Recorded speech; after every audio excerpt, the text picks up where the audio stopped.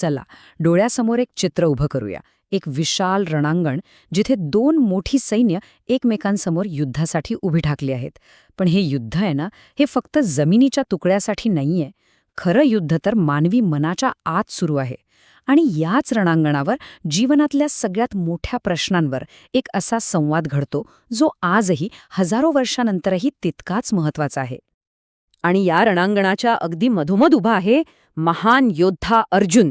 तो युद्धासाठी पूर्णपणे तयार आहे.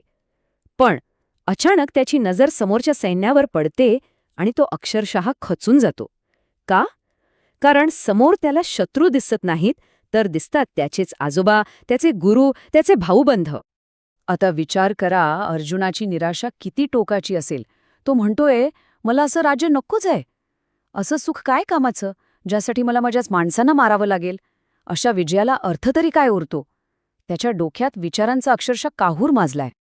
आणि हा जो प्रश्न आहे ना, तो फक्त अर्जुनाचा नाहीये.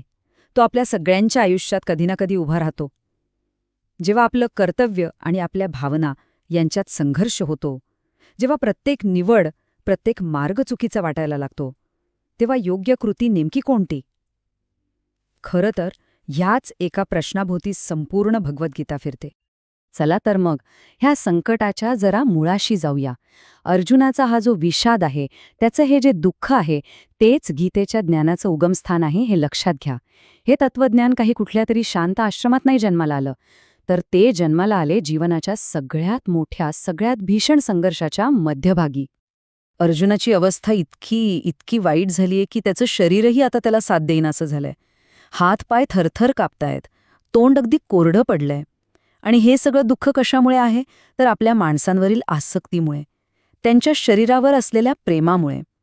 आणि बरोबर याच क्षणी जेव्हा अर्जुन पूर्णपणे खचला आहे, तेव्हा कृष्ण बोलायला सुरुवात करतात. आता इथली गंमत बघा. कृष्ण अर्जुनाला धीर देण्यासाठी काही युद्धाची रणनीती सांगत नाहीत किंवा विजयाचं आमिष दाखवत नाहीत. नाही, ते थेट अस्तित्वाच्या मूलभूत सत्यावर बोट ठेवतात. ते बोलायला लागतात आत्म्याबद्दल, म्हणजे आपल्या खऱ्या स्वरूपाबद्दल. कृष्णाचं उत्तर अगदी समस्येच्या मुळावर घाव घालतं. ते म्हणतात, अर्जुना, अरे तू ज्यांच्यासाठी शोक करतोयस ना, ते फक्त शरीर आहे. आणि शरीर तर नश्वर आहे. ते बदलतं, ते एक दिवस नष्ट होतं. पण त्या शरीराच्या आतला आत्मा, तो शाश्वत आहे, तो अविनाशी आहे, त्याला कोणीही मारू शकत नाही. आणि किती सुंदर आणि सोपं उदाहरण दिलंय बघा. पुनर्जन्मासारखी इतकी गहन संकल्पना एका क्षणात स्पष्ट होते. आत्मा फक्त शरीर बदलतो, अगदी जसे आपण कपडे बदलतो. याचाच अर्थ मृत्यू म्हणजे शेवट नाही, तो फक्त एक बदल आहे. बरं, आत्म्याचं ज्ञान तर मिळालं, पण मग अर्जुनाच्या मूळ प्रश्नाचं काय? त्याने आता या रणांगणावर करायचं तरी काय? यावर उपाय म्हणून श्रीकृष्ण धर्माची संकल्पना समोर आणतात. म्हणजे योग्य कृती कशी करावी हे सांगतात. आता बघा, धर्म म्हणजे केवळ पूजापाठ किंवा कर्मकांड नाही. गीतेनुसार धर्म म्हणजे आपलं स्वाभाविक कर्तव्य, आपली मूळ जबाबदारी. एक सैनिक म्हणून, एक क्षत्रिय म्हणून न्यायाच्या बाजूने लढणं हा अर्जुनाचा धर्म होता. आणि त्या कर्तव्यापासून पळ काढणं म्हणजेच अधर्म होता. आणि मग येतो गीतेतला एक असा क्रांतिकारी विचार, जो खरं तर आपलं आयुष्य बदलू शकतो. तो म्हणजे कर्मयोग. कृष्ण अगदी स्पष्ट सांगतात, कर्म करणं तुझ्या हातात आहे, पण त्या कर्माचं फळ काय मिळेल यावर तुझा काहीही अधिकार नाही. त्यामुळे फळाची चिंता करणंच सोडून दे. या एकाच विचाराने अर्जुनाच्या मनातली पापाची भीती नाहीशी होते.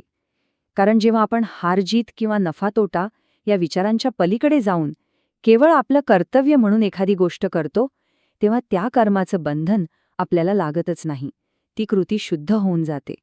पण थांबा, गोष्ट इथेच संपत नाही. गीता फक्त कर्मयोगावरच थांबत नाही. ती पुढे जाऊन सांगते की मुक्तीपर्यंत पोहोचण्याचे, म्हणजेच परमात्म्याशी एकरूप होण्याचे अनेक मार्ग उपलब्ध आहेत. साहजिकच प्रश्न उभा राहतो की मुक्तीसाठी फक्त कृती करणं हाच एकमेव मार्ग आहे का? समजा एखाद्याला लढाईसारखं कर्म करणं शक्यच नसेल, तर त्याच्यासाठी दुसरा काही मार्ग आहे की नाही? हो, नक्कीच आहे. आणि याच प्रश्नाचं उत्तर गीता वेगवेगळ्या योगांच्या रूपात देते. चला ते बघूया. आहा, किती सुंदरपणे हे मांडले बघा. कर्मयोग म्हणजे निस्वार्थ कर्म, याने मन शुद्ध होतं. ज्ञानयोग म्हणजे तात्विक ज्ञान, याने सत्याची ओळख होते. आणि भक्तियोग म्हणजे प्रेमळ भक्ती, याने थेट परमात्म्याशी नातं जुळतं. ध्येय सगळ्यांचं एकच आहे, फक्त मार्ग वेगवेगळे आहेत. आता ज्ञानयोग म्हणजे काही केवळ पुस्तकं वाचून मिळवलेलं ज्ञान नाही बरं का, तर मी कोण आहे आणि हे जग काय आहे याचं थेट आतून आकलन होणं. आणि हे ज्ञान इतकं शक्तिशाली आहे की ते अग्नीप्रमाणे आपल्या सगळ्या कर्मबंधनांना जाळून भस्म करून टाकतं. पण मग एक प्रश्न उरतोच, या सगळ्या मार्गांमध्ये सगळ्यात श्रेष्ठ मार्ग कोणता? कृष्ण याचंही उत्तर देतात. ते एका मार्गाला सर्वश्रेष्ठ योगीचा मार्ग म्हणतात आणि तो मार्ग आहे भक्तीचा, म्हणजेच भक्तियोग. पण भक्तियोग सर्वश्रेष्ठ का? कारण तो या युगासाठी सगळ्यात सोपा आणि स्वाभाविक मार्ग आहे. यात मोठमोठे यज्ञ किंवा कठोर तपश्चर्येची गरज नाही. इथे फक्त हवा आहे मनापासून केलेलं प्रेम. कृष्ण स्वतः वचन देतात की जो मला प्रेमाने भजतो त्याचा उद्धार करायला मी स्वतः येतो. अगदी पान, फूल किंवा थोडं पाणी अर्पण केलं तरी ते प्रेमाने स्वीकारलं जातं. चला, आता या सगळ्या मार्गांना एकत्र जोडून पाहूया. हे मार्ग जरी वरवर वेगळे दिसत असले तरी ते एकमेकांना पूरक आहेत आणि ते सगळे मिळून एका अंतिम आणि सर्वोच्च सत्याकडे घेऊन जातात, जो गीतेचा अंतिम संदेश आहे. ही प्रक्रिया किती तर्कशुद्ध आहे बघा, स्टेप बाय स्टेप. पहिलं, कर्मयोगाने आपलं मन शुद्ध करायचं.